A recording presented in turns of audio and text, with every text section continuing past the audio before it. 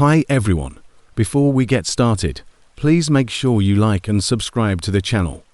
You can also leave a comment with your location and the time you're watching, so YouTube will continue to offer you tales like this one.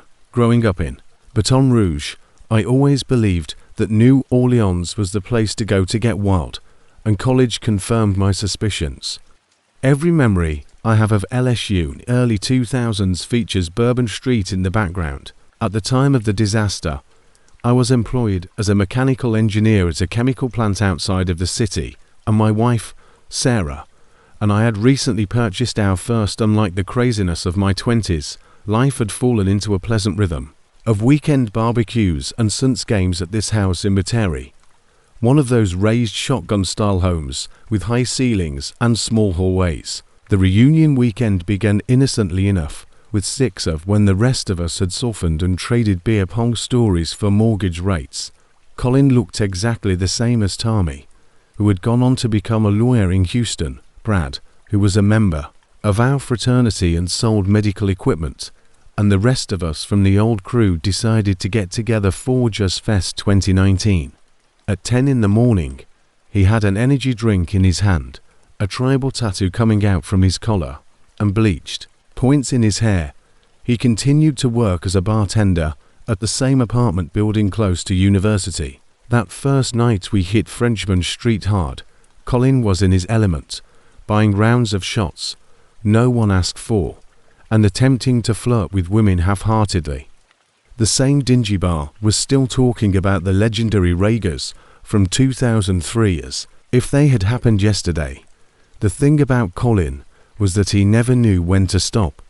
At midnight, when we were checking our phones for Uber prices, he was constantly taking pulls from his cargo shorts, pulling out this little silver flask, and taking pulls between beers, his eyes taking on that glassy look I remembered from college, making friends with some street musicians, and agreeing to play with them at a spot by the water after hours. The last distinct memory I have of that evening is Colin stumbling into the crowd close to the Spotted Cat, his arms wrapped around 2 strangers, and yelling the Piano Man's lyrics, which were totally out of time with the jazz. Brad and I exchanged that look that said, "We're too old for this." Tommy attempted to reprimand him while the band was performing, but Colin shoved him away, knocking over someone's drink in the process. We also made sure he had the Airbnb address on his phone. We called our rides after watching him navigate Royal Street with his new pals. His bed was still made the following morning, but his belongings were there, so we assumed he would crash someplace else. We texted him about our plans for brunch, but received no answer, so to be honest, we were relieved that the weekend was coming. 3 months went by before I heard from Colin again.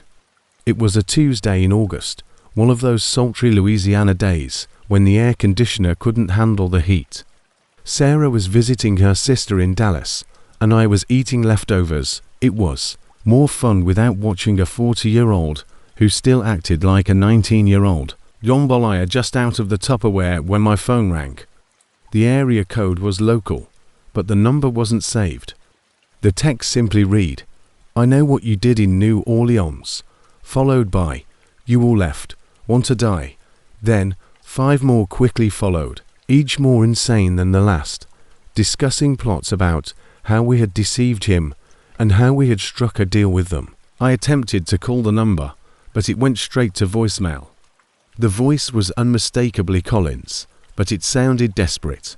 Throughout the night, more texts came in, including screenshots of my LinkedIn profile and pictures of my house taken from various perspectives, images from Sarah's Facebook page at around 2 in the morning.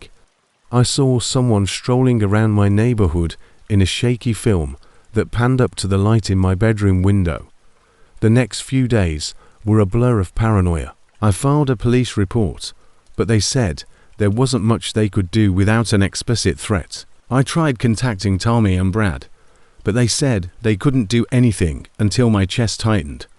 I double-checked all the locks, got my old baseball bat from the garage, and sat in the living room with all the lights burning. Tommy's wife discovered Colin's Instagram, which had turned into a series of mysterious postings about treachery and the night they fed me to the wolves.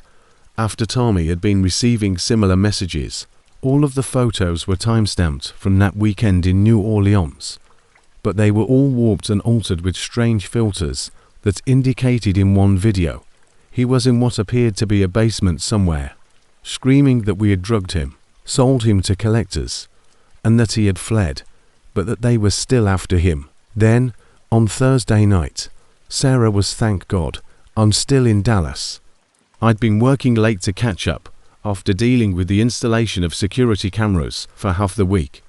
It was past 11 when I pulled into my driveway, and the motion sensor light was flickering on as normal, but there was a problem with the every instinct told me to get back in the car, but I crept closer because of my foolish pride. The front door was open just a crack, and the darkness within seemed to swallow the porch light. My work laptop bag suddenly weighted £1,000. The smart thing would have been to call 911 from my car when I noticed the scratches around the lock and the splintered wood where something had been jammed into the frame. But I couldn't stop thinking about my grandmother's jewelry in the bedroom safe and the electronics with all of our personal information sitting there. So I pushed rather from being plundered like a typical robbery. The living room was meticulously trashed, with every picture frame facing down, and my thumb hanging over the call button, while my foot gripped my phone in one hand and 911 was already contacted. The TV was undamaged. My gaming system was still there, and the book that had been taken from the shelf and placed in odd patterns on the floor was cut open, with stuffing all over the place like snow. This wasn't about theft, though, because there was a crash from the kitchen, followed by the voice was full-voiced and rambling, not whispering, like someone having a half conversation. I instantly recognized Colin, but the words were nonsensical.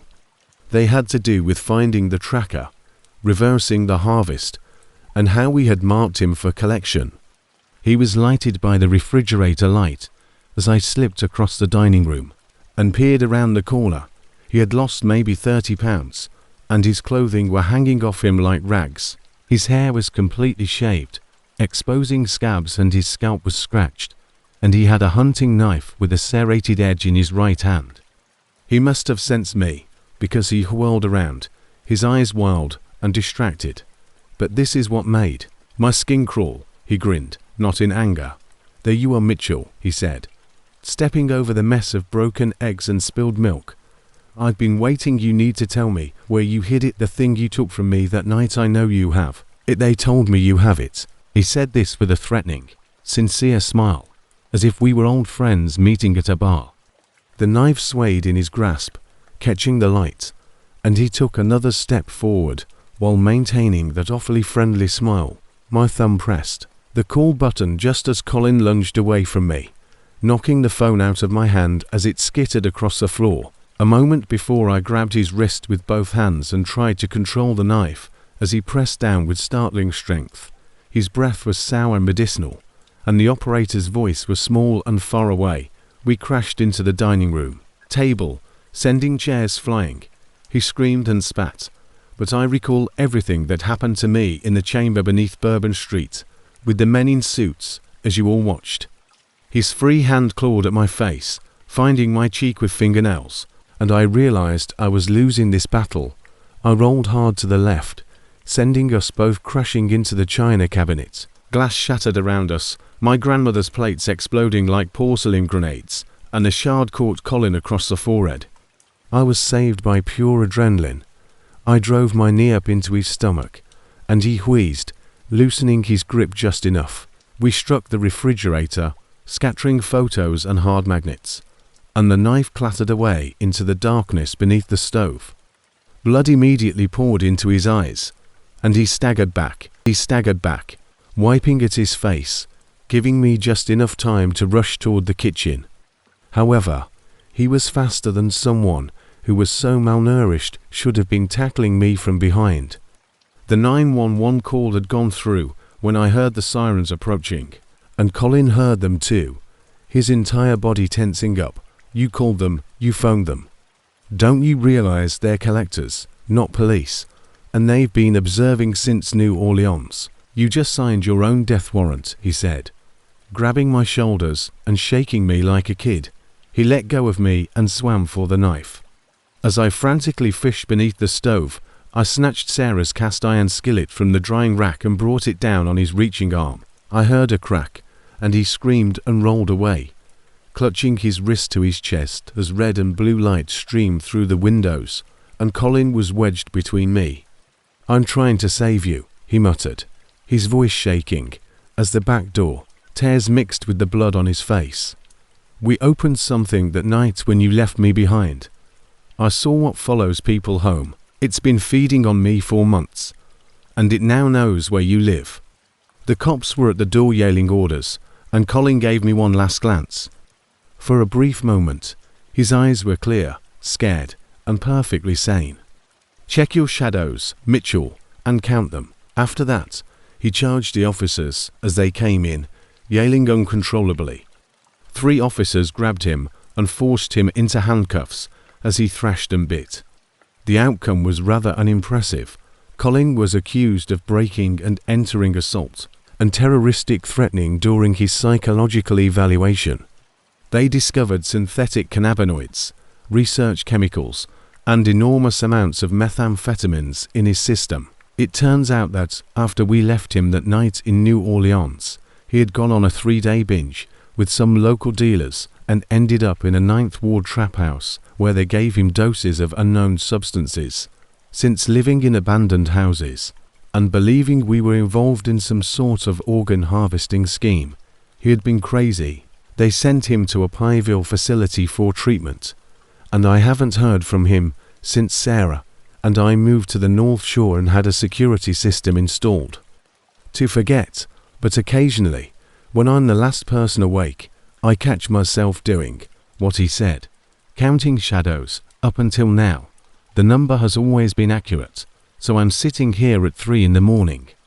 I need to get this out because, to be honest, I doubt anyone would believe me if I told them in person. My name is Lisa, and I'm 34 years old. I work as a marketing coordinator for a small business, and I can't sleep. I work at a tech company in the Phoenix suburbs, and I lead what most people would consider a fairly typical life. I've been married to Jake for 8 years, and we have 2 children, Emma, who is 9, and Luke, who is 6. We live in a nice ranch home with a good yard where the kids can play. Jake comes home from construction work exhausted, but content, and we typically spend our life was predictable, comfortable, and perhaps even a little boring, but I loved it. On November 15th, my past came knocking, and I was folding laundry in the living room when my phone buzzed with a Facebook message from someone I knew. In the evenings, I helped with homework or watched Netflix after the kids went to bed. My childhood best friend Vanessa Chen vanished from my life when her family relocated to Oregon during our junior year. Her profile picture featured a woman with flawlessly styled blonde hair and a smile that seemed too white to be true. I hadn't heard from her in 18 years. Oh my God, Lisa. Is this really you? It's Vanessa Chen. She was the kind of friend who understood all of my aspirations and worries and whom I trusted with everything. It was heartwarming to see her name appear after all these years. We were inseparable growing up, sharing secrets and friendship bracelets every weekend. We ended up messaging back and forth 4 hours that day, catching up on everything we'd missed. She told me about her divorce from a tech executive in Seattle, and I was filled with a strange mixture of excitement and anxiety. I stared at the message for 10 minutes straight before responding, my heart doing this strange flutter thing I couldn't explain. She started asking me specific questions about my life, wanting to know about Jake, the kids, our home, my profession, and even our daily routine. At the time, I assumed she was just being genuinely friendly. She had entered the real estate industry and was doing quite well. Interested in getting back in touch, she sent me pictures of herself standing in front of fancy restaurants and cars, wearing expensive clothing. But when I looked closely at the photos, I noticed that her eyes seemed hollow, as if she was acting rather than truly experiencing happiness. She also mentioned that She was organizing a trip to Phoenix, for I attributed her eagerness in her messages, which bordered on desperate, to loneliness and nostalgia following her divorce. When Jake got home that night, I told him about Vanessa's message, and he seemed genuinely happy for me. "That's awesome, babe, you always talked," he said. I showed him her images, and he commented on how different she looked from the previous shots I had. He was true. The awkward, slightly overweight teenager with braces and frizzy hair had changed into this polished, nearly intimidating woman.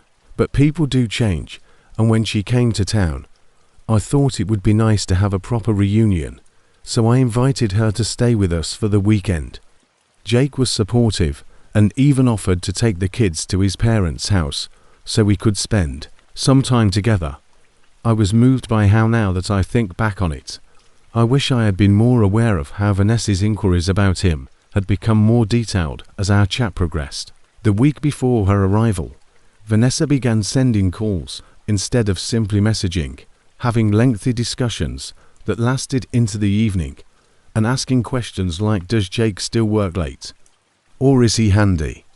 If Jake was putting the kids to bed or taking a shower at the house, or does he assist with cooking? Inquiries that appeared harmless enough, but sounded strangely centered on she wanted to know my husband's routine and personality, including what time he left for work, what he enjoyed doing on the weekends, and what made him laugh. I ended up drawing a picture of our life together, including how Jake would wake me up on Sundays with coffee in bed, how he had built Emma a treehouse the previous summer, and how he always made sure to Vanessa would text me throughout his workday, making little humming noises as if she were taking notes in her head. "He sounds fantastic, Lisa, and you're very fortunate," but the way she phrased it made it seem like it might change. On Friday afternoon, I was running around trying to make the house look perfect. Jake had taken the kids to his mom's house as planned, and the house felt strangely silent when the doorbell rang at precisely 6 p.m. But before Vanessa arrived, I had cleaned everything twice, bought her favorite foods from our adolescence, and even placed fresh flowers in the guest room. I almost ran to answer it, but there was a version of Vanessa standing at my door that I hardly recognized. She was gorgeous in a way that emanated confidence and flawlessly put makeup. She squealed and drew me into an embrace that smelled like pricey perfume and something else I couldn't name. Her grip was harder than required and lasted just a beat too long. "Oh my God, Lisa," she said, making me instantly conscious of my worn pants and untidy ponytail. She had two enormous suitcases for what was meant to be a 3-day visit, and when I made a comment about it, she made a tinkling sound that didn't go with the fact that her eyes were scanning my face as if she was learning every line, detail, and flaw. The old Vanessa was always a light traveler who preferred to borrow my things during sleepovers. As I assisted her in carrying the luggage to the guest room, I realized they were quite heavy. "You know me, I overpack for everything," said. "This is exactly the kind of life I always pictured you having," as she began to talk about the house, touching everything and running her fingers along the kitchen counters, picking up framed photos, and looking at the child's artwork on the refrigerator. Beneath the sweetness, there was something sharp. Asked a lot of questions about our wedding pictures, including the location, the clothing, and Jake's proposal. Then she noticed the family photo we had taken at Christmas, where we were all wearing red sweaters and grinning, when Jake returned home at around 8 p.m. to drop off some clothes he had forgotten. Vanessa's look changed into something I couldn't quite decipher. Her voice became softer. "And you must be Jake. Lisa has told me absolutely everything about you," she said, holding out her hand in a way that made him hold it longer than a typical handshake. She was breathy and positioned herself so the light from the kitchen window hit her just right. I watched my husband's face as he took in this gorgeous woman who was obviously not the Vanessa, asked him about his work and hobbies, complimented the treehouse visible through the back window, and all the things she'd grilled me about over the phone. She laughed at his jokes as if they were the funniest things she'd ever heard, and she touched his arm when he was the awkward teenager he'd expected based on my old stories. After he departed, Vanessa came to me with this contented smile. She talked and somehow managed to convey that she was going through a painful divorce and was so grateful to be around a genuine family again. Jake was kind, but I could tell he was a little overwhelmed by her intensity, and declared, "Lisa, you truly hit the jackpot. He's even better than you described." That evening, while enjoying wine on the couch, Vanessa began inquiring about our marriage in a way that unnerved me. When I emphasized that we had a strong relationship, she would nod thoughtfully and say things like, "That's so rare these days. Do you and Jake sometimes argue? What about the times when he made you feel inadequate? Or I'm hoping it indoors." She kept bringing up my fears, my postpartum body, my part-time job, and how exhausted I was all the time. "You know, Lisa, you've really let yourself go since high school, but that's natural for moms, right?" The comment felt like a slap given with such casual malice that I almost gasped when she saw my worries, giving flame to doubts I'd hardly acknowledged. She instantly took it back, saying that she meant it as a compliment about how genuine and real I was in comparison to all the false ladies in Seattle. However, the damage had already been done, and I spent the rest of the evening being extremely conscious of every false Saturday. Vanessa was already in the kitchen when I woke up, humming and making coffee in a silk nightgown that barely covered anything. She had somehow figured out Jake's coffee preferences and had it ready when he came downstairs for his morning run, and I watched from the hallway as she gave him the Jake, thanked her politely and left right away, obviously uncomfortable. But Vanessa watched him through the window with a predatory focus that made my skin crawl. When I joined her in the kitchen, she was still staring out the window. Her body language was screaming invitation. My ex truly let himself go in the end. "He has such a nice body for his age," she observed nonchalantly, as if she were making a weather-related remark. "You're so lucky, he stays in shape." She claimed that it was obvious that she was sowing the seeds to make me question Jake's loyalty and his attractiveness to other women. Even though I knew better, I felt this creeping paranoia begin to take root. The remainder of Saturday turned into a masterclass in psychological manipulation, which I didn't realize until it was too late. Vanessa insisted. She made comments on family photos, pointing out how exhausted I appeared in more recent ones compared to previous ones, and she criticized everything from my grocery choices to my culinary abilities. "Motherhood is so aging, isn't it?" She would say this while pretending to be sympathetic. She went through my wardrobe, taking things out and making expressions, and offered to take me shopping for more flattering options. By the afternoon, every critique was covered up with compassion, and every insult was passed off as helpful advice. When Jake returned from his run, Vanessa had changed into tight yoga leggings and a crop top and was stretching in our living room. She requested him to assist her with a challenging position that required him to help her, and I felt thoroughly demoralized, wondering everything about my life and my worth. The jealousy burning in my chest was exactly what she wanted. On Sunday morning, I discovered Vanessa in Jake's home office, sitting at his computer in nothing but an enormous gown. I could see Jake's discomfort at seeing her in positions that were obviously meant to flaunt her body, but I also noticed him stealing glances when he thought no one was looking. T-shirt "Oh, I was just checking my emails," she claimed naively, as I entered the room, but the screen displayed his Facebook page rather than her email. She had been learning everything she could about him by looking through his messages and images. When I confronted her, she dismissed it as curiosity. "You're so paranoid, Lisa. I'm just trying to understand what makes couples communicate these days since her marriage failed," she said, her eyes turning cold and calculating for a brief instant before the lovely grin returned. Relationships work. That afternoon, she proposed that the three of us go hiking at South Mountain, saying she wanted to experience real Arizona nature. Before returning to Seattle, I had a knot in my stomach from the way she described it, but Jake felt it was a great idea, and I couldn't argue without coming out as insane.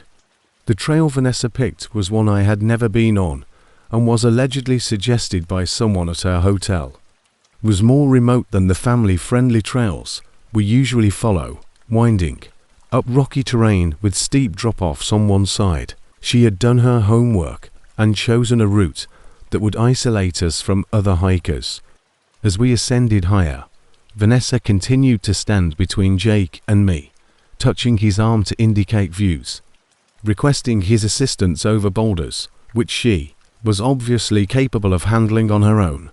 She was wearing fancy sneakers that were too tight and kept tripping, requiring Jake to catch her each time. An hour in, Vanessa pulled out her phone and called out, "Lisa, come take a photo of Jake and me with this gorgeous view behind us," as the trail came to a sudden stop on a narrow section where it curved around a particularly steep cliff face. She claimed she needed water. She moved aside to give me space, but as I got closer, loose rocks began to shift beneath my feet. It felt like slow motion as the ground gave way beneath me and I began to slide toward the cliff's edge. I could hear myself screaming as I searched for something to grab, my fingernails scraping against the rock as my legs fell over the side. Jake sprang forward and grabbed my wrist, leaving me hanging above a 50-foot drop.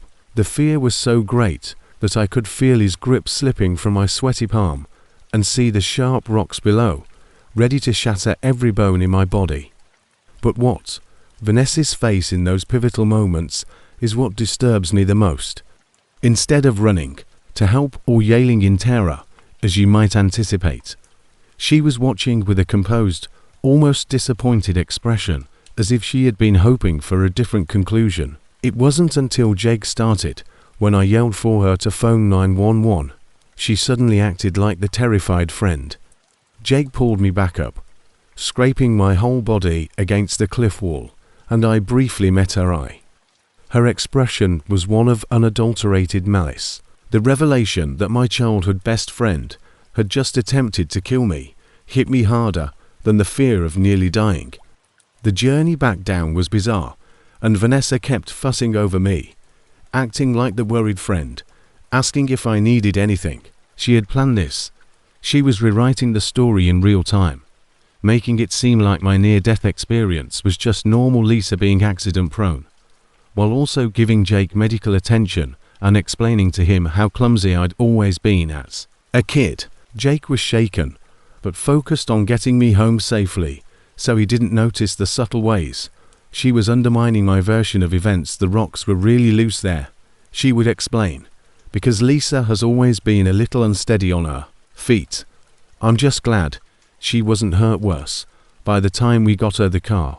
She had convincingly depicted my clumsiness, the way she had stepped aside at the perfect moment, the deliberate timing of her movements, and her total lack of surprise when I began to fall that evening while I was in the shower attempting to wash the blood and dirt off my scrapes were all things my body remembered from what I'd seen in her eyes. I crept to the top of the stairs, still drenched, and listened to Vanessa and Jake converse in the kitchen. She seemed quite unstable recently, and she was saying in her most worried voice, "All that paranoia about me, using your computer and then this," she added. "I just worrying about her, you know, and about you and the kids. Maybe she needs professional help." I went through. I heard Jake defend me, but there was uncertainty in his voice. Had she been dealing with anxiety or melancholy since the accident today? She was portraying me as mentally ill during my divorce, creating a storyline that would allow anything I said about her to be written off as delusions. The worst part was hearing Jake take her statements seriously and inquire about my recent actions. When I arrived downstairs, they were seated close to each other on the couch, and Vanessa put her hand on his knee, offering to support him at this trying moment. The treachery was oppressive. After my relationship with Melody ended, working at the downtown accounting firm was meant to be a fresh start. We had been best friends since our first year of college, knowing each other's coffee orders by heart and being able to complete each other's sentences. However, last spring, when I was promoted to senior financial analyst, things changed, and she didn't after she made that scathing statement about my new apartment being Daddy's. Little remarks about how I was changing and becoming too good for our old hangout spots began to seep in. The congrats felt forced, and her grin never quite reached her eyes again. The last straw came on a wet Thursday in March when she unexpectedly showed up to my workplace. I had worked 60-hour weeks to pay for that place, scraping together every cent as she bounced between part-time positions, demanding to know why I hadn't invited her to drinks with my co-workers the previous evening. Her accusation that I had abandoned our friendship for corporate climbers echoed throughout the floor, and I felt humiliated as my co-workers pretended not to stare. That night, I made the hardest with a few taps on a screen. I broke 10 years of friendship, banned her number, unfriended her on all social media, and erased the innumerable pictures of us from my phone. The ensuing silence felt both freeing and heartbreaking. For the first month, I threw myself into work with a zeal that even shocked my employer, Mr. Patterson. I volunteered for the complex audit cases that no one else wanted, worked late organizing spreadsheets, and even began bringing homemade muffins for the Friday break room. Our apartment turned into a haven where I could finally relax without having to worry about other people's mood swings. I redecorated the living room, bought plants that lasted, and began hosting my sister for weekend movie nights. Marathons after months of coping with Melody's emotional storms. The constant anxiety that had been weighing me down finally started to ease. Friends from work began inviting me to their book clubs and barbecues, and I found aspects of myself that had been hidden for years. However, then the messages began to come in. Jessica, my former college roommate, was the first to text at 7 in the morning. I'm on a Wednesday. How are you? Melody posted that you haven't been seen in weeks, and she's quite concerned. I'd been at my desk every day, answering emails, filing financial reports, and leading a seemingly regular life when my cousin David called and asked if I needed help if something horrible happened. The perplexity hit me like ice water had occurred. My phone was constantly buzzing with notifications from numbers I hardly knew, all of which asked the same question. Where was I, and why hadn't anybody contacted me? The bizarreness of it briefly caused me to doubt my own sanity, as if I were in some warped alternate reality where my existence had been erased.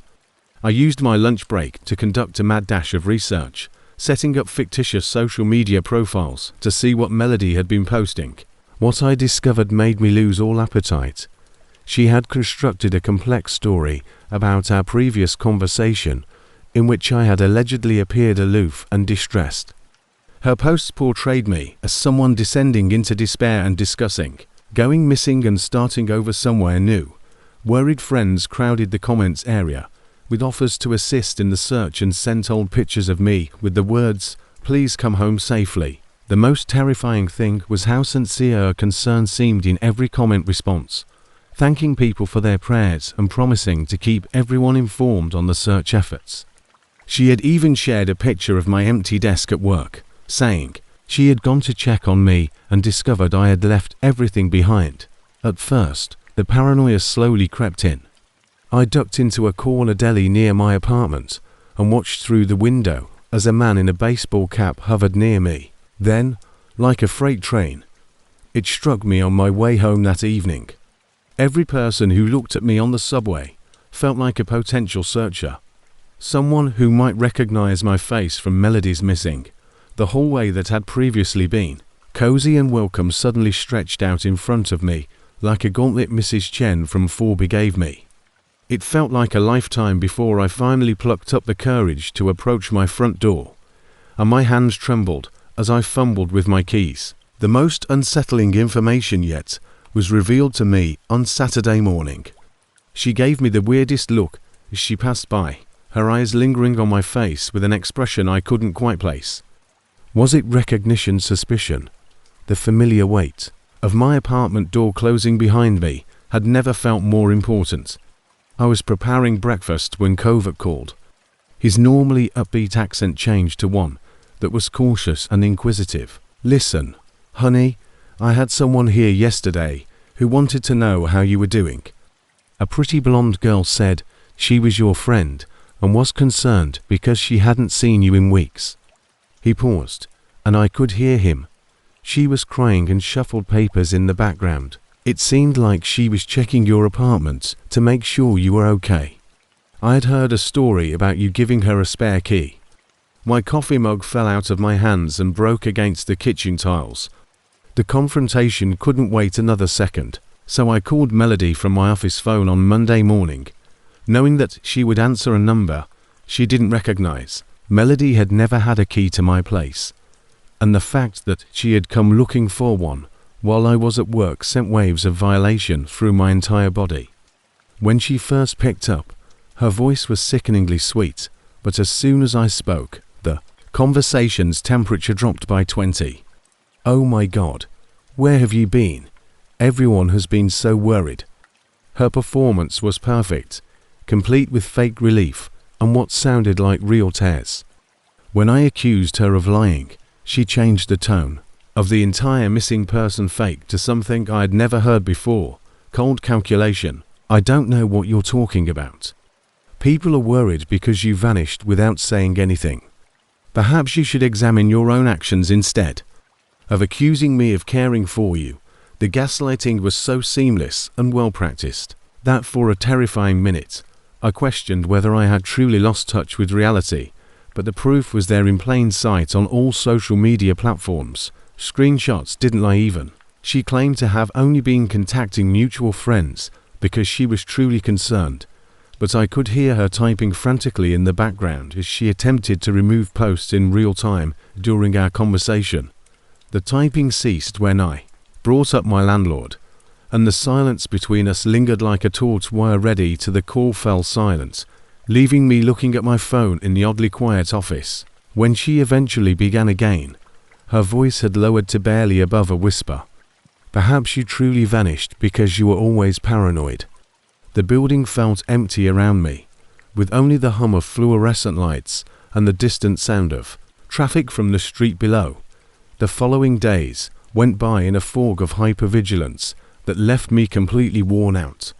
Every shadow in my peripheral vision could be a Melody. Co-workers had gone to lunch. I began changing my commute to work by taking different trains and walking down streets I had never been on before, because every unexpected knock at my door sent a rush of adrenaline through my veins. The worst part was that I had no idea what she would do next or what new level of insanity this situation might reach. I installed a doorbell camera and 3 different locks, but the feeling of being watched persisted. Even at work, I would catch myself looking toward the half-open windows as I lay awake, listening to every creak and settling sound in my building, wondering if she had somehow managed to get inside. My doorbell camera caught her red-handed on Friday at 2:47 p.m. Just as I was expecting to see her face shoved against the glass like something out of a nightmare. She was wearing scrubs like she worked at a hospital and was crying as she spoke to my elderly neighbor, Mrs. Rodriguez. The audio was clear. She continued to tell complex lies about being my sister and how our family was looking for me desperately. She even had fictitious medical records that said I was suicidal and without medication. I felt a primal rage in my chest as I watched her manipulate this sweet old woman who brought me cookies every Christmas. Mrs. Rodriguez was actually reaching for her keys, ready to let this stranger into the building because she sincerely thought she was saving my life. That night, I did what I should have done weeks ago. I called the police and filed a formal report for harassment and attempted fraud. Detective Williams was surprisingly understanding when I showed him the screenshots of the doorbell footage. The sheer calculated evil of it all finally drove me past the point at which I was trying to handle this quietly. "And Melody's lies timeline, we see this more than you'd think," he said, his weathered hands taking notes in a small pad. He said that social media makes it easier for people to create these complex deceptions. Melody went into criminal territory when she tried to impersonate someone to get access to a building. The missing person post vanished overnight and was replaced by a hurriedly composed false alarm message stating that I had been found safe staying with family out of state. 3 months later, the entire ordeal feels like it happened to someone else. Within 48 hours, they had sufficient evidence to visit her. When people realized what she had done, Melody moved across the country to Michigan, seemingly unable to handle the social fallout. My life resumed its peaceful routine, but I gained valuable insights into setting boundaries and trusting my gut. The restraining order expires next year, but I doubt I'm thankful to have my quiet, everyday life back. But I wonder sometimes what drove her to such extremes. Mrs. Rodriguez still brings me cookies, and now she also brings her grandsons homemade salsa, saying I need more excitement in my meals.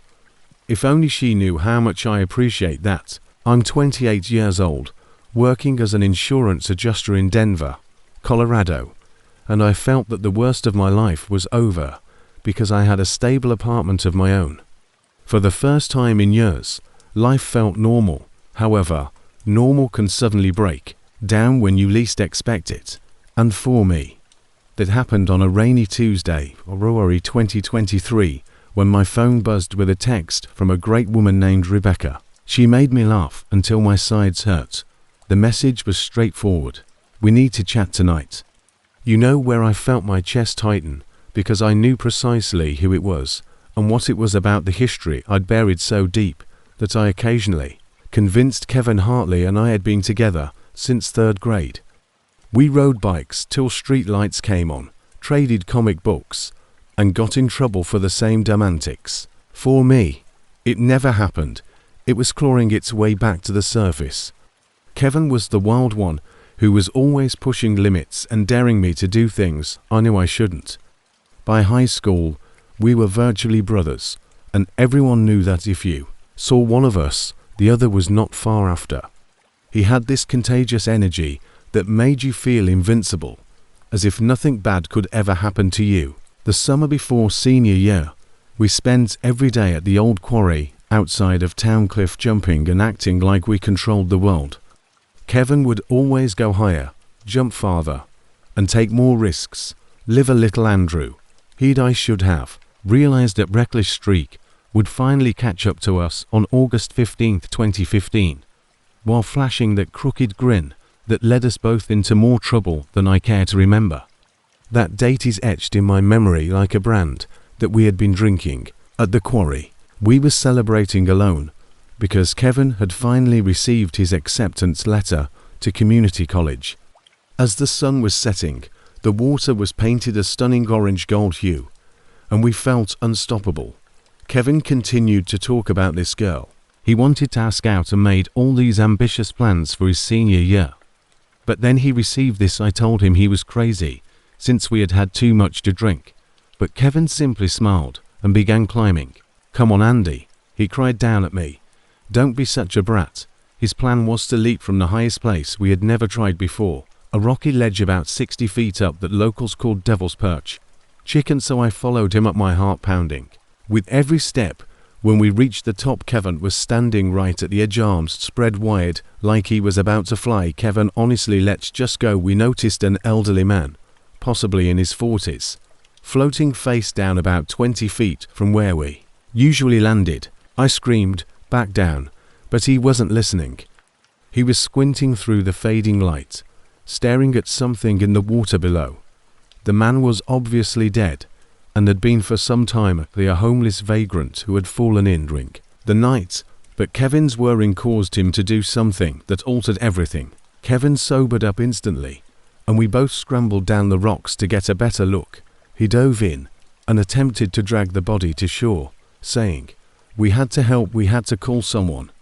I yelled at him to pause and consider what this appeared to be: two inebriated adolescents at a remote quarry with a dead body. When Kevin eventually pulled the man onto the rocky shore, we saw that he had struck his head on what were likely the same rocks we had been jumping off all summer. At that point, Kevin went completely crazy and began ranting about how we were to blame and how we ought to have discovered him sooner. In my panic, I took Kevin by the shoulders and gave him a firm shake, imploring him to listen to me. "Nobody knows we were here," I murmured, hardly raising my voice above a whisper. "Nobody saw us come up here. If we call the police, they'll want to know." This was the decision that would plague us both for the next 10 years. Why didn't we report it right away? They'll smell the alcohol on us and ask us questions we can't respond to. Kevin looked at me with wide, scared eyes, and I could see him taking in what I was saying. The man was obviously a vagrant, with only shabby clothes and worn-out shoes, no wallet, and no identification. No one would link him to us, so we could just leave and act as though we hadn't seen anything. I knew it was terrible, but at that moment, it seemed like our only option. Kevin nodded hesitantly, and we both retreated from the body as if it could suddenly come to life. We spent the next hour clearing away any evidence Kevin was trembling all over as we worked, wiping down the beer cans to make sure we hadn't left any footprints in the mud close to the shore. When we eventually climbed back up to where we'd parked his beat-up Camaro, he turned to me and started crying. We shook hands as if we were sealing some sort of twisted blood package. "Promise me we never talk about this again," he muttered. "Promise me we take this to our graves." When we returned to my house, we both showered and scrubbed ourselves raw if we could wash away what we had witnessed. The following morning, we woke up hoping it had all been. For the next 3 years, Kevin and I hardly talked about anything important after hikers discovered the body of an unidentified man at the old quarry. We graduated from high school, if nothing had occurred, attended different colleges, and gradually drifted apart, as friends do occasionally when they are young. The typical adolescent events, such as graduation celebrations, college applications, and first jobs, were weighing heavily on us both. Kevin began drinking more, getting into arguments, and failing exams, so I immersed myself into my studies in an attempt to hide my guilt. That dead man's face, bloated and pale in the quarry water, had become a permanent fixture in my nightmares. During breaks, we would encounter one another in town and engage in awkward small chat, but we both knew what we were actually thinking about. The worst part was how quickly the story faded from local news, how the dead man became just another unsolved case in a filing cabinet somewhere after college. I moved to Denver specifically to escape from this situation. I caught Kevin staring at me across a room with this haunted expression, and I knew he was remembering too. I created a new life there, made new friends who were unaware of my past relationships, and dated women who saw me as just Andrew, the insurance guy with the steady job and quiet smile. 4 years, I convinced myself that it worked. Those memories came from the chance to run into Kevin at the grocery store or gas station. I believe that deep down, I always knew this day would come, even though what happened at the quarry was ancient history. Kevin and I had made a mistake as children and learned to live with it. I even started sleeping through the night without getting cold sweats. You can't bury something that big forever, especially when someone else knows the truth. My carefully planned new life abruptly fell apart when I got Kevin's text on Tuesday afternoon. I was 17 years old again, standing over a corpse with my best friend, and I made the worst choice of my life. Met Kevin that evening at Riverside Park, where we used to hang out as kids before learning about the quarry. He appeared much thinner than I had remembered, with dark circles under his eyes and a nervous demeanor that caused him to fidget with his car keys all the time. His hair was oily and disheveled, and he began, his voice cracking as if he were going through adolescence again. "I can't do this anymore. I can't sleep. I can't eat. I can't even look at myself in the mirror without seeing his face." He kept looking about as if he thought someone would leap out from behind the trees. He began to pace in front of the outdated playground equipment, his footsteps crunching on the gravel. I attempted to reassure him that we had promised not to talk about what had happened, but Kevin only chuckled, making a hollow, bitter sound that made my skin crawl. "Oh, man, I've been carrying this around like a tumor in my chest for 13 years. I've been considering calling the police, but Kevin persisted, and my entire world shook. I just walked into the station and told them everything about the quarry. Regarding the body, and how we simply abandoned him there like trash, I probably grabbed his arm more forcefully than I should have and told him that he was insane. Did he want to ruin our lives because of something that happened when we were children? The man was already dead when we discovered him, and we didn't kill him. You don't understand, he whispered. I've been having dreams about him.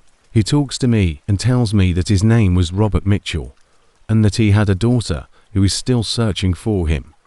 Because of his death, we were just scared teenagers who made a poor decision. My heart began to race when I drove to the library and read through the 2015 missing persons reports, because I understood Kevin was no longer just feeling bad. He was utterly insane. The conversation took a turn for the worst, and Kevin accused me of being I attempted to plead with him that admitting now wouldn't bring the man back, wouldn't help his family, and would simply ruin to more lives needlessly.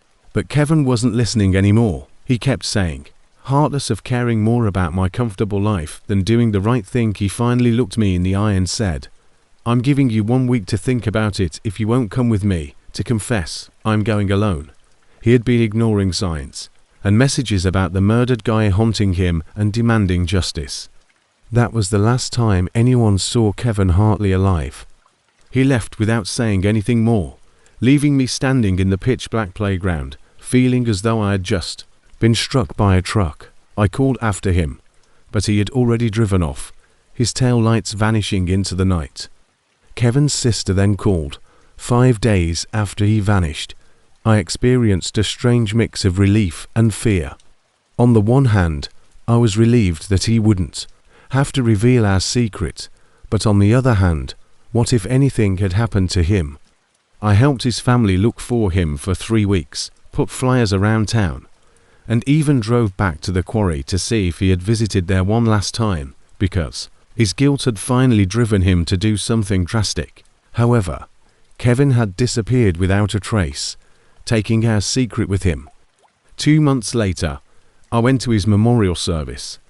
After driving back to Denver and attempting to lead a normal life, I told myself that the horror was finally ended, and for 6 months, I nearly believed it as I watched his parents weep over an empty grave, while I knew I was partially to blame for their son's absence. I know what you and Kevin did at the quarry, and every time I think about what happened that Saturday afternoon, I still get this strange feeling in my chest. Then, on a calm Sunday morning, the first message arrived, slid under my apartment door, and was written in block letters on plain white paper. In November 2021, I was 26 years old, working as a graphic designer for a small Austin marketing company, and I honestly felt like I had my life together. I had been dating Amy for about 8 months, had a good group of friends, and shared an apartment with my best friend. Tyler was a friend from college. We had been living together for 3 years by that point, and I honestly felt that Guy knew everything about me, including my work stress, family drama, and even how I chose Amy's birthday present just a few weeks before everything fell apart. Looking back, there were probably when you fully trust someone, you don't really look for warning signs. Tyler had a habit of being there whenever Amy came over, offering to help with whatever we were doing and constantly asking about our plans. I assumed he was being a good friend throughout the entire situation. Began to fall apart when I arrived home early from work that Friday due to a stomach ailment that was circulating the office. My boss advised me to simply rest for the weekend at home. I had intended to surprise Amy with dinner at this new Italian restaurant she had been wanting to try, but I decided to grab some soup and crash instead. Instead, I heard Tyler talking on the phone in his room when I first arrived at our apartment. I didn't give it much thought, but then I heard him say Amy's name, and something about the way he said it caused me to pause and pay attention. He was telling someone how gorgeous she looked in this red. He described the dress she wore to my company's holiday party the week before in great detail. as if he had been examining every inch of her. The conversation lasted for maybe 10 minutes, and I stood in the hallway like a fool, trying to tell myself that I was not hearing him correctly. However, when he began discussing how he deserves someone like her and how I didn't value what I had, I knew something was really wrong, but I didn't confront him right away because, to be honest, I was too shocked to take in what I'd heard. Instead, I went to my room in silence and began to consider all the small details that suddenly made sense. Tyler always seemed to know Amy's that weekend. I began to pay more attention, and it was as if I was viewing our friendship through an entirely different prism. He always positioned himself next to her in group shots, and he occasionally said things about her that she had never told me directly. I noticed that Tyler would look at her when he thought I wasn't watching, and it wasn't just casual glances. It was this intense, almost hungry stare that made my skin crawl. After she left, I decided I needed to check Tyler's room while we were watching movies on Sunday. Tyler kept coming up with excuses to join us on the couch. The following day, he was at work. I know it sounds like a privacy violation, but I had to find out how serious this was. What I discovered beneath his mattress made me want to vomit. Printed pictures of Amy from her social media accounts, some of which focused on particular body parts, as well as a notebook full of thorough observations about her daily activities. The following Tuesday, I woke up knowing that I needed to face him, but I was afraid of his reaction because I had been living with this man for 3 years and trusted him with everything, and now I was learning that he had been obsessed with. When I finally asked him about the phone conversation I'd overheard, his entire demeanor changed instantly. His face lost its color, and he gave me a look I had never seen before. My girlfriend was acting like some sort of stalker, so I waited until we were both getting ready for work while trying to act normal, while my heart was racing. He sat down on his bed and began talking, telling me that he had been in love with Amy since the day I introduced them, and that he had been hoping that I would ruin their relationship so he could jump in and take control. He seemed embarrassed or humiliated, but strangely relieved, as if he had been waiting for this moment. Save her, he continued saying things like, "You don't love her the way I do, and I would treat her so much better." As if she were a treasure he deserved to win rather than a human being with feelings and decisions of her own. His treatment of her was unsettling, and I came to the realization that this wasn't simply a crush gone bad. Rather, it was a full-fledged obsession that had been developing for months. I had been totally unaware of it, but what really alarmed me was how composed he appeared once everything was out in the open. When the time came, Tyler showed me a second notebook I hadn't found that contained thorough notes about Amy's favorite coffee. He began to explain his plan, if it were the most sensible thing in the world, detailing how he had been recording her habits and preferences in order to be the ideal boyfriend for her. He even had screenshots of text exchanges between Amy and her sister that he'd somehow gotten access to, though he wouldn't tell me how. As he speaks, I'm standing there trying to figure out how in the world I'd missed all of this. He also had the names of her co-workers and her class schedule from the evening pottery class she was taking. This was my best buddy, the man who had brought me to the hospital where I fractured my wrist skateboarding, helped me move 3 times, and whom I had trusted with my spare keys and my most private secrets. Now, he was sitting on his bed surrounded by proof that he had been stalking me. I felt as though I was looking at a stranger wearing my friend's face when he talked about my girlfriend, as if she was some sort of project he had been working on. I told him that what he was doing was totally unacceptable and almost illegal, and that's when his entire demeanor changed once more. For the first time since I'd known him, Tyler was truly irate. He wasn't dissatisfied or annoyed, but rather outraged, as if I had just insulted his entire being. He began to pace his room, saying that I didn't understand, and that he'd spent too much time on this to simply leave. I made an effort to remain composed and reasonable while stating that Amy was a person, not a possession, and that she had chosen to be with me rather than him. However, every time I spoke, he seemed to become more agitated. He continued to stare at those and run his hands through his hair. When I told him that I was going to have to tell Amy about all of this, he went completely crazy and began screaming that I was going to ruin everything, and that he had worked so hard to let me ruin it. The entire conversation felt unreal, as if I were having a conversation with someone who was living in a totally different reality from the rest of us. By the time we both left for work that morning, nothing had been settled, and I was unable to focus on anything but stare at my computer screen, thinking about those notebooks and pictures, and wondering how long Tyler had I called Amy at lunchtime to ask if we could meet after work. I didn't want to tell her everything over the phone, but I had to let her know what was happening.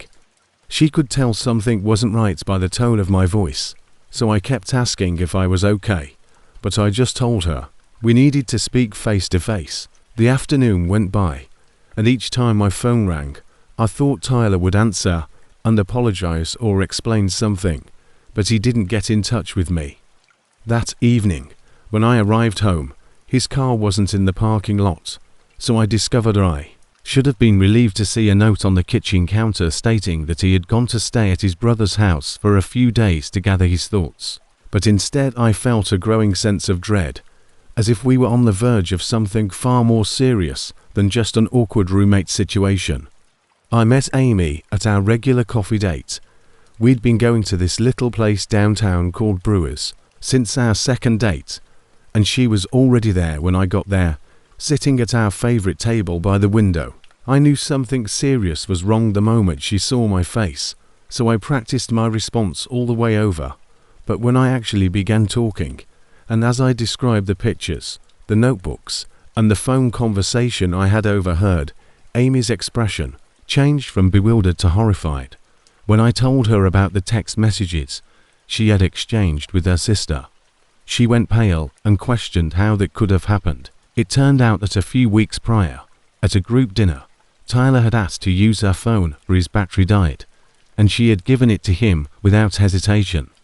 He must have deleted the evidence from her phone, thus forwarding those messages to himself. The more we discussed, the more infractions we found.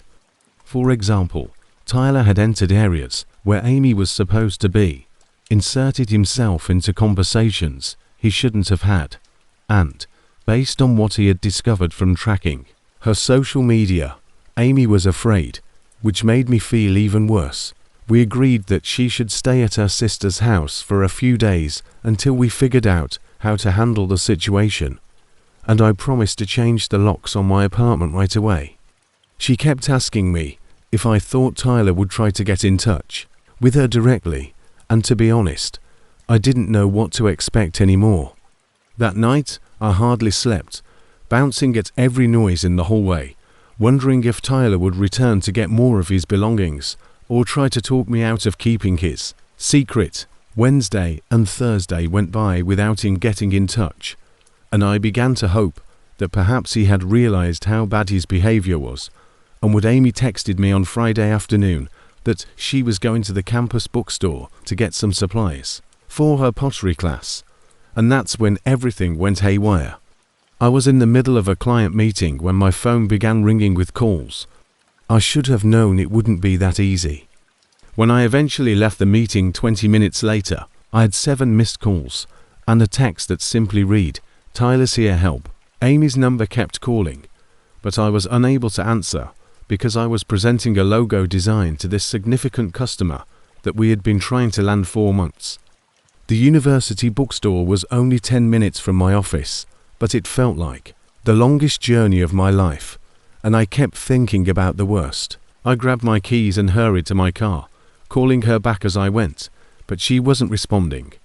In the worst case scenario, Tyler would call Amy and try to get her to leave me. Alternatively, when I pulled into the parking lot, I noticed a group of people gathered near the main entrance. My heart began to race, but I forced my way through the crowd and discovered Amy standing close to the information desk, clearly shaking, while 2 campus security officers were attempting to calm down Tyler, who was pacing back and forth while his hands were balled into fists. As soon as Tyler saw me, he began screaming that I had poisoned Amy against him and that he had come to correct the record. Amy hurried over to me and whispered that Tyler had been pursuing her around the store for the previous hour in an attempt to persuade her that I, not him, was the issue. He had been adamant that his feelings for her were sincere and that I was only envious of their relationship. Things quickly got out of hand when Tyler discovered Amy had already told me everything. He began yelling about one of the security guards attempted to approach him. We deceived him, and he gave all to our relationship, only to be thrown away like trash. At that point, Tyler reached into his jacket pocket and took out this kitchen knife, which was small yet large enough to the whole bookstore fell silent, and I could hear Amy gasping for air behind me. Tyler wasn't pointing the knife at anyone in particular, but he was holding it as if he were about to use it, and his eyes had this crazy, desperate expression that I had never seen before. He kept saying he had to make things right, and that we didn't know what true love was. It dawned on me then that Tyler hadn't just been obsessed with Amy.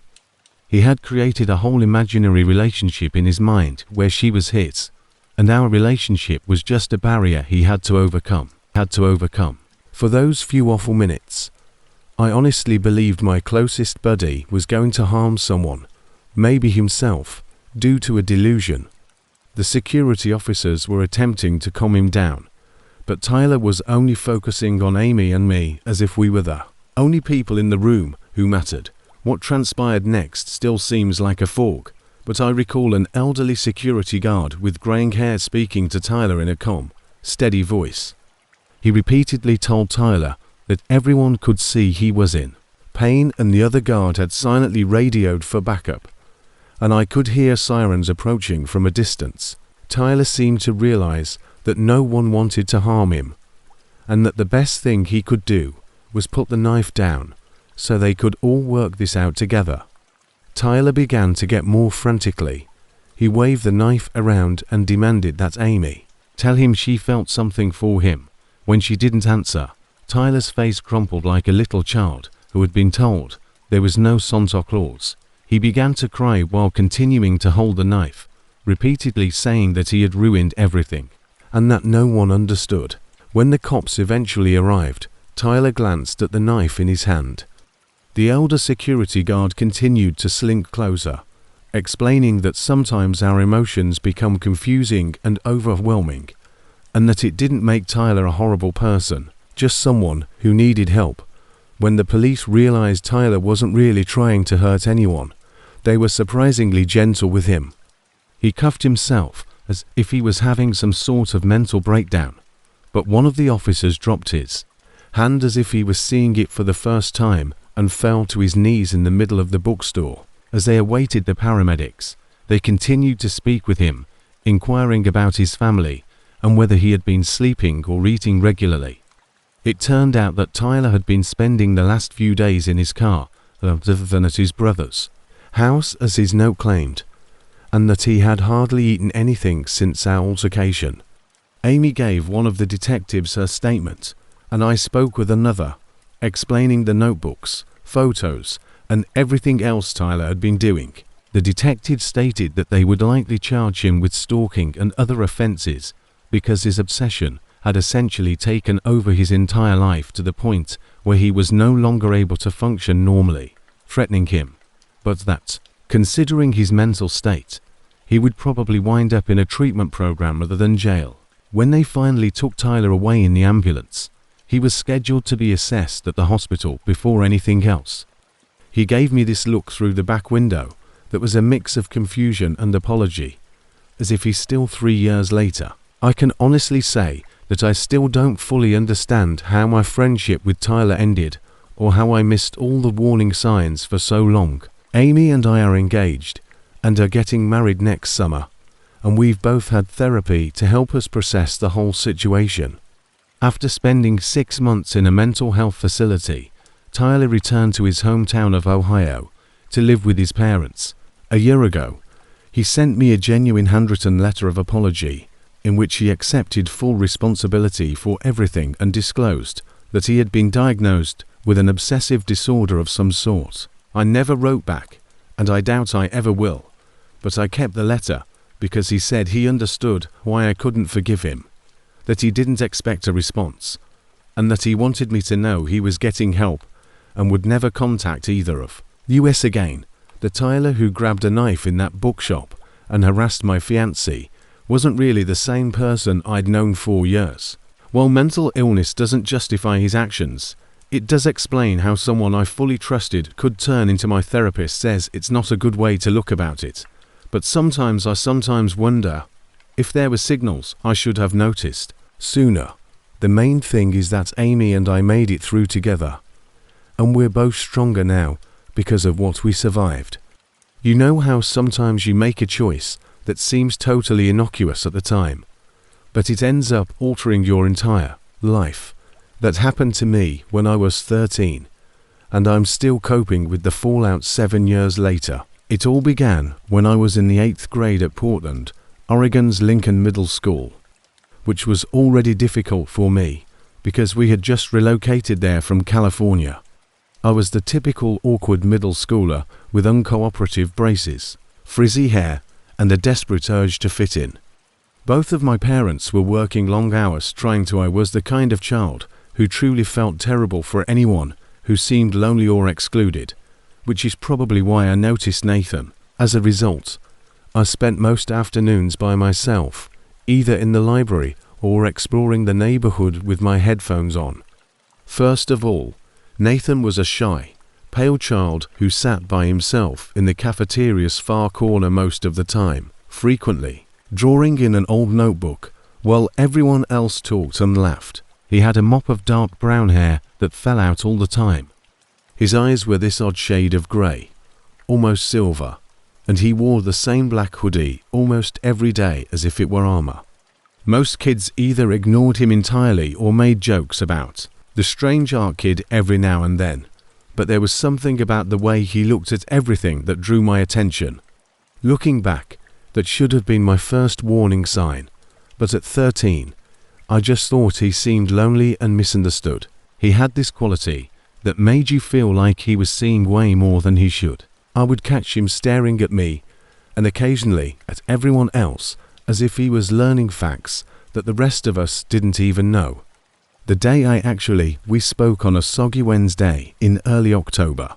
As I passed his table, I noticed that he was working on an extremely detailed sketch of what appeared to be a medieval castle encircled by twisted creatures and gnarled trees. His level of expertise was truly amazing, far superior than anything I could ever do without giving it any thought. I paused and uttered something like, "Wow, that's amazing. You're really talented." The response I received was unlike anything I had ever witnessed before. His entire face changed, his eyes widened, his mouth opened slightly, and he just stared at me as if I had spoken in a foreign language for a moment before he started talking non-stop about all these fantasy worlds he had made, the stories he was writing, and the characters he had been working on for years. It seemed as though I had unintentionally opened a floodgate that had been closed for far too long. That conversation continued through lunch, and when the bell rang, Nathan approached me as though I had just given him the best present ever. He gave me his name and revealed that he had attended Lincoln since 6th grade, but he asked if we could sit together again the following day, and something about the hopeful, almost desperate look in those grey eyes made it impossible for me to say no. I had never really connected with anyone before, but the way he said connected stuck with me. There was an intensity behind it that felt like more than just casual friendship. I remember feeling proud of myself as I made my way to my next class, as if I had truly helped someone in need. Little did I know that I had just made the worst mistake of my life, or that Nathan Cross would soon become my shadow in ways I could never have predicted, attached to me as if I were his personal salvation. Our lunch date quickly turned into him walking me to every class, even if it meant he would be late to his own. He would show up at my locker in between periods with these little drawings of me that were so intricately detailed, detailed in a way that I asked him how he remembered all these little details, and he would get this dreamy look in his eyes and say he just paid. It was both flattering and incredibly unnerving. He had captured the precise way I held my books, the precise angle I tilted my head when I was thinking, and even the small scar on my chin from when I fell off my bike. In 4th grade, his emphasis on vital things always gave me a strange chill, but I kept telling myself that I was overreacting because, after all, wasn't it good that someone had finally taken notice of me? My parents were so absorbed in their new careers and hardly inquired about my day anymore, but Nathan's attention came at a cost that I initially didn't understand. He began to appear in locations where I had not invited him, such as the public library where I went to complete my homework and the corner store close to my house where I purchased snacks after school.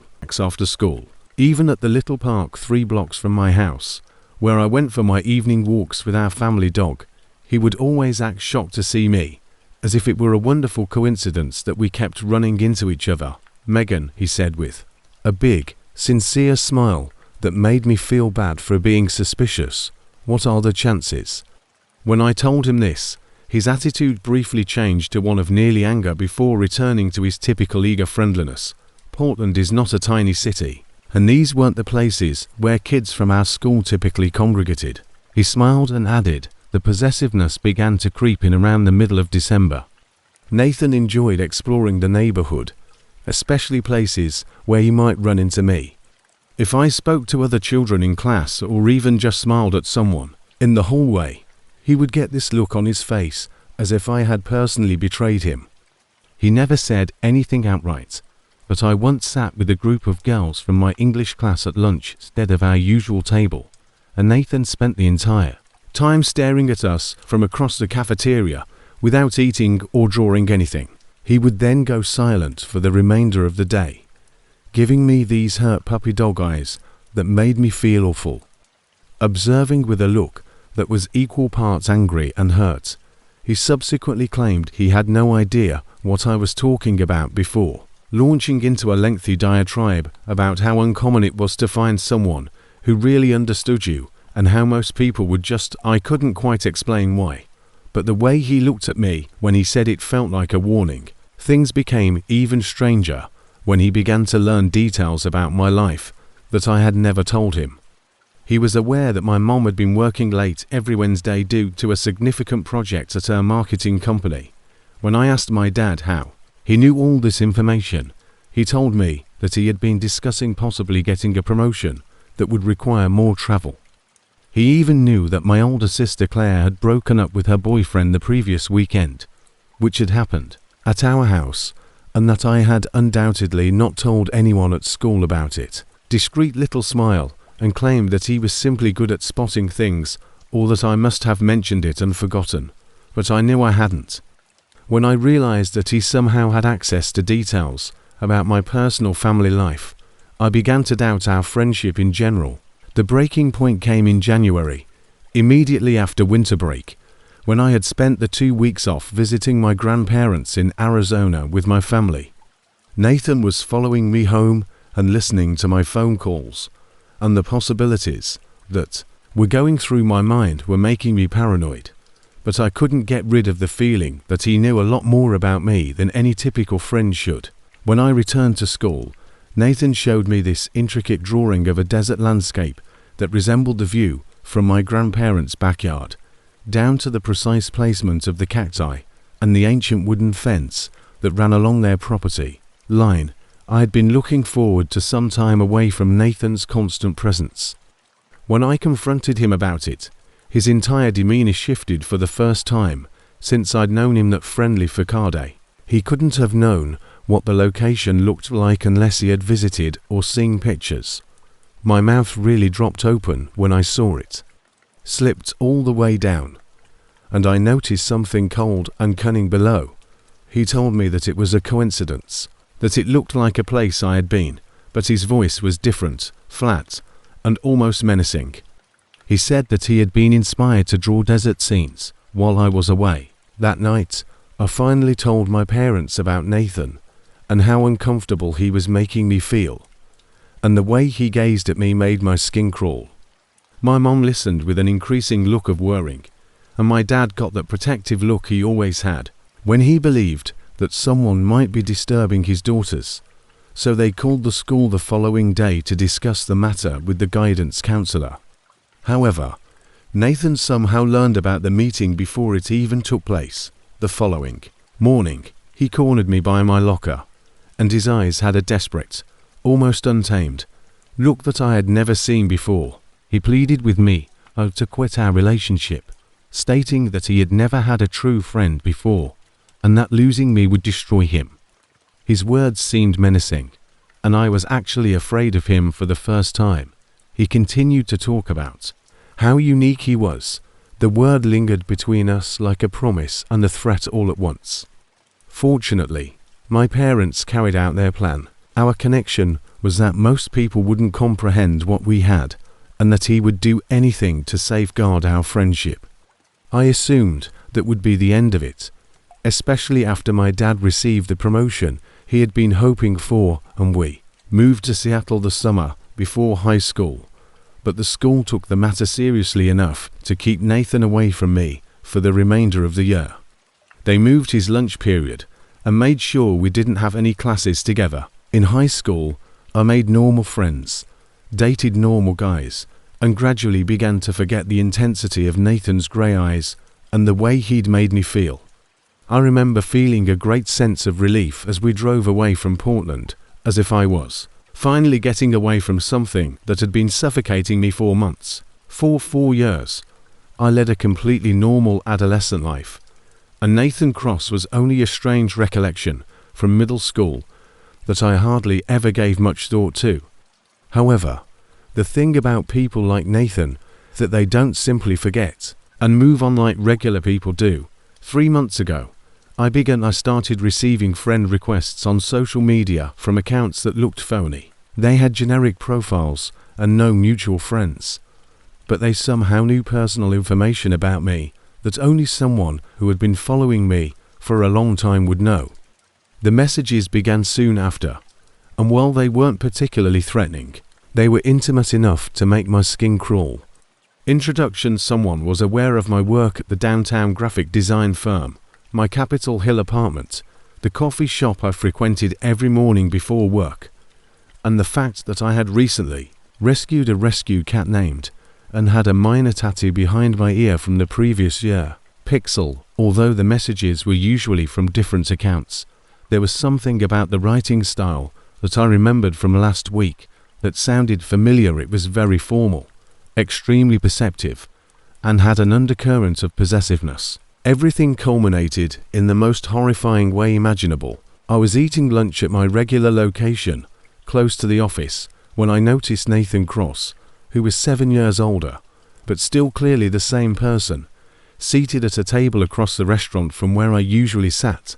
He appeared taller, more full-bodied, with shorter hair and clothes that fit him well, but those grey eyes were exactly the same. When our eyes met, he smiled and raised his hand in a small wave, as if we were old friends who had just happened to cross paths. My whole body went into shock. Numb with fear, I gathered my belongings and practically ran back to my office, where I called building security and the police right away. It was then that I discovered the truly horrific scope of Nathan's activities over the years. He had been living in Seattle for nearly 2 years and had secured a position at a tech company. The police discovered evidence that he had been using my photos and personal information to create fake dating profiles and even apply for jobs under my identity. He was only 6 blocks from my workplace and had made dozens of fake social media profiles to track my every move. Claimed that this was one of the most complex stalking cases he had ever seen. I was unaware that Nathan had been leading a parallel existence to mine, and they arrested him that same day. He's currently being charged with many counts of identity theft and cyberstalking and abuse. I still have trouble sleeping because he never stopped observing me and never stopped thinking that we had a unique bond that made all of this possible. Sometimes I wonder what would have happened if I hadn't been nice to that lonely kid in the cafeteria. But then I remember that people like Nathan don't need a reason. They just need a target, About 6 months ago, I decided to help a friend in need. Brandon had been my friend since college, and we had been friends for nearly 10 years. We frequently hung out, got beers, played video games, and he was always a little oddball, yes, but in a good way. He would spend hours researching random subjects online or become fixated on strange conspiracy theories. I'm a 28-year-old software developer who works remotely from my 2-bedroom apartment in Tampa, earning a respectable living and leading a fairly normal life. My days consisted of waking up, working from my home office, maybe getting pizza or a run order, and then repeating the process. The spare bedroom had been converted into a storage area and the location for occasional guests. On a Tuesday in March 2023, Brandon contacted me. Seemed desperate in a way I had never heard before. He had been fired from the marketing company where he had worked for 3 years, and his landlord was evicting him because he was unable to pay his rent. Brandon's voice sounded shaky, as if he were about to cry, but he was trying to keep his composure. The man had always supported me during my difficult times in college, so I naturally said yes when he asked if he could stay on my couch for a few weeks until he got back on his feet after his parents had cut him off financially after a heated argument, and he had nowhere else to turn. The plan seemed simple enough.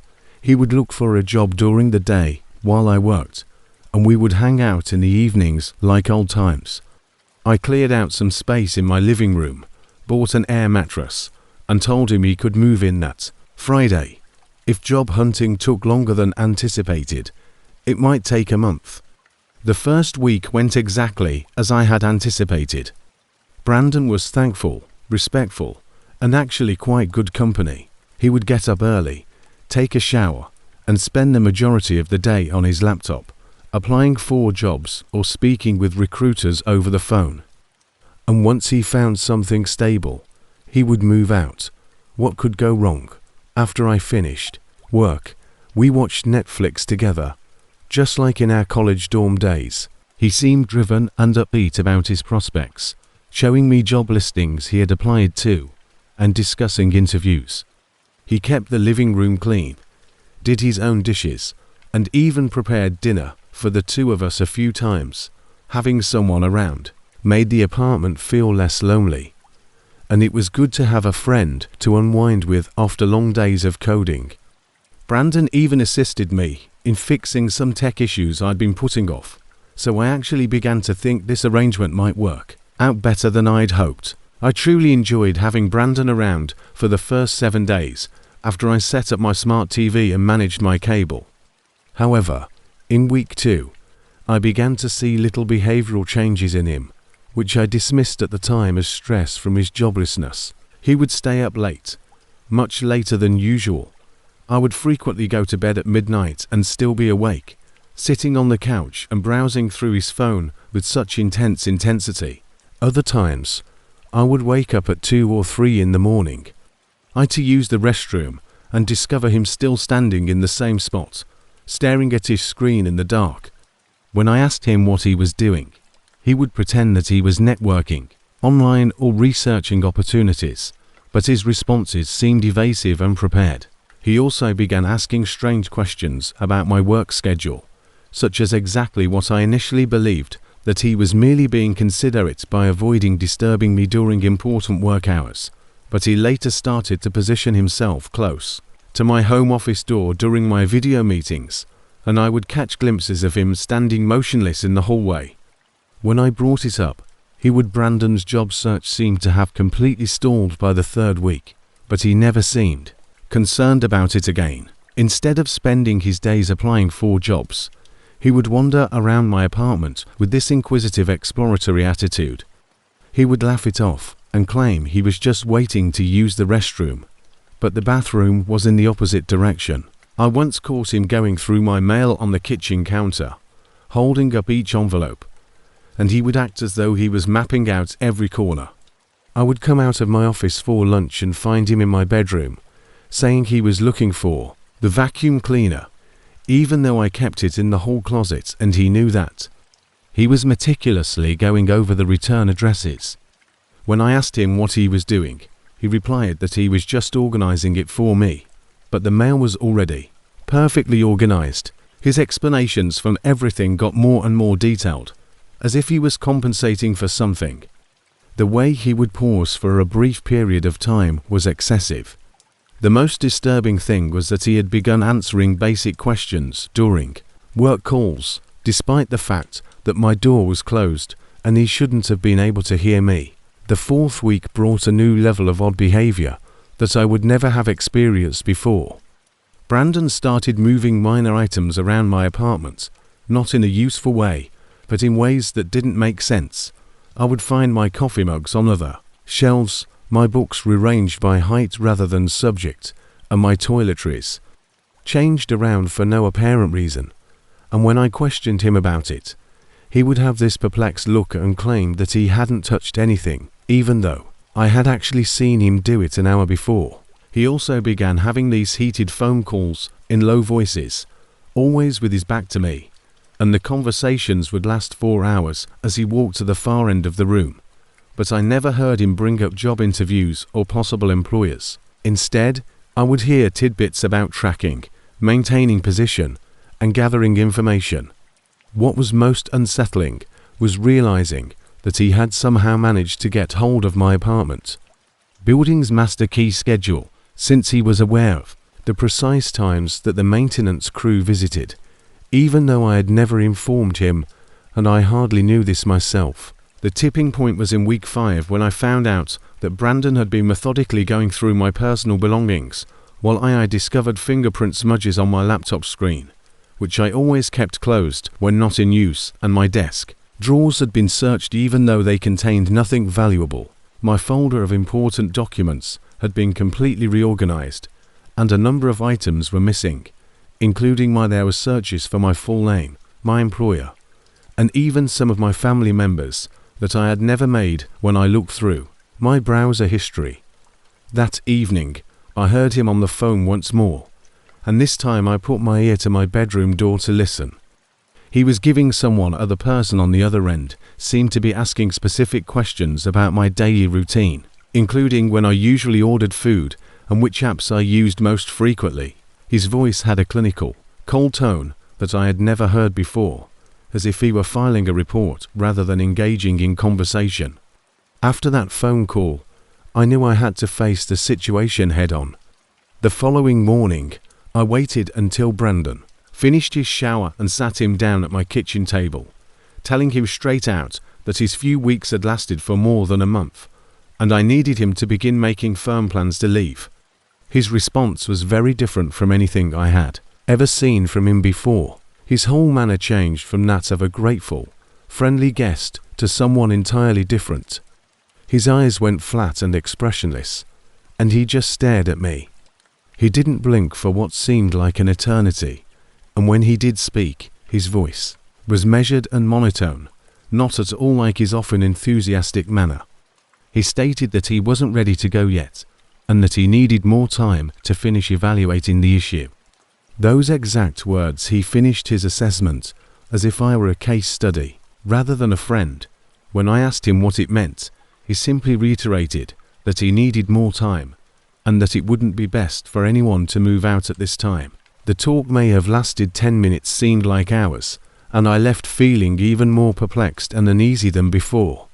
Over the course of the following several days, Brandon's action, when I woke up one morning to discover my couch angled against the wall, blocking my path to the front door, I realized he wasn't just being strange anymore.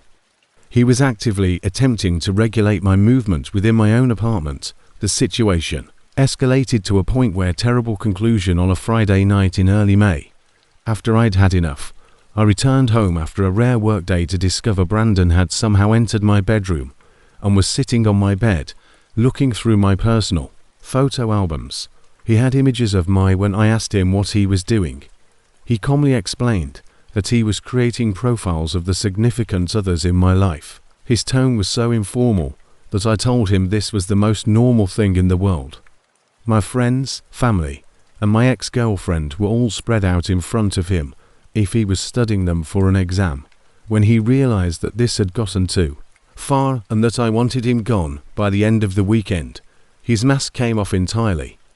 He got up slowly, maintaining eye contact the entire time, and told me in a chilly, quiet voice that I didn't get to make that choice any longer. He claimed that he had put too much time and energy into this project to abandon it now, and that if I didn't cooperate, he had information about me that could make my life extremely difficult. His use of the word cooperate made my whole body tense. It wasn't a request. It was a threat. When I attempted to approach him to reclaim my photos, he grabbed my wrist with unexpected force and squeezed until I gasped. What transpired next still gives me nightmares. Brandon calmly left my wrist behind and returned to my kitchen with one of my biggest knives without waving it or make dramatic gestures. He simply held it loosely by his side and explained in that same uncannily composed voice that he had been hired to keep an eye on my activities and that his work was far from done. He gave specifics about my bank account, my work projects, and even the knife wasn't a direct threat, but its presence made it obvious that he was ready to use violence if I didn't follow whatever perverse plan he had. He told me that his employers were very interested in my conversations with my parents, which he couldn't have known unless he'd been recording everything. Employment, especially a new software project I'd been working on for my business. He had been giving them information for weeks, and they requested more specific technical specs, which he couldn't get without my help. Throughout his speech, he kept tracing the edge of the blade with his thumb. I cut myself, but as I tested its sharpness, I discovered that the Brandon I'd known for a decade had either didn't exist or had been entirely absorbed by the person he had transformed into. This wasn't mental disease or stress related to unemployment, was purposefully manipulated. Something in my brain changed from panic to survival mode during that terrifying moment, and I recalled that as a police officer who frequently worked evening shifts, my upstairs neighbor Garrett might be at home when Brandon, as he went on with his icy tirade about how cooperative I must be. I gently retreated toward the wall where I'd 6 months prior, during a break-in at our building. Panic button was installed and linked to the security system. Although I had never needed it, I knew that Brandon would instantly notify the local police and building security. Concentrated on his remarks against his bosses and their demands that he didn't see my slight movement, so I slammed my hand when I got close enough. Brandon's composed manner was shattered as he pressed the button and heard the sharp alarm that would summon assistance. He swung the knife at me in an instant, but I was able to avoid him and dash for my front door. I screamed for aid, and a few seconds later, I heard Garrett's stomping footsteps roaring down the stairs. Brandon tried desperately to get out through my fire escape window after realizing he was trapped, but Garrett was I unlocked my door as he was already beating on it and virtually fell into his arms. Pointing to the window, whereas Brandon was having trouble with the lock, Garrett asked for assistance, and I quickly explained what had transpired occurring within minutes of the police's arrival. They discovered Brandon attempting to scale the fire escape using my personal documents, including printed copies of my emails, are packed in my backpack. Pictures of my apartment's design and thorough notes regarding my daily schedule. Upon searching his possessions, they found that he had been employed by a corporate espionage organization that allegedly targeted tech people who had significant intellectual property. Unemployment was entirely made up due to the software he had been specifically assigned to approach me.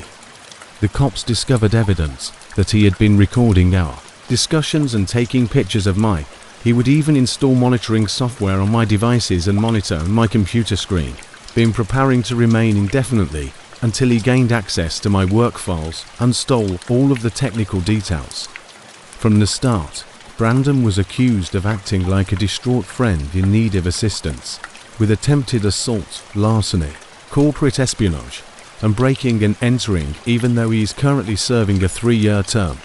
The encounter has irrevocably altered my perspective on friendship and trust. After a month of moving to a new apartment and changing all of my security system passwords, now really the worst aspect is wondering how many other people he's allowed into my personal space. Done this too, and I continue to check my locks several times to see if his bosses have discovered someone else to target before going to bed, and I haven't felt completely secure in my own house since.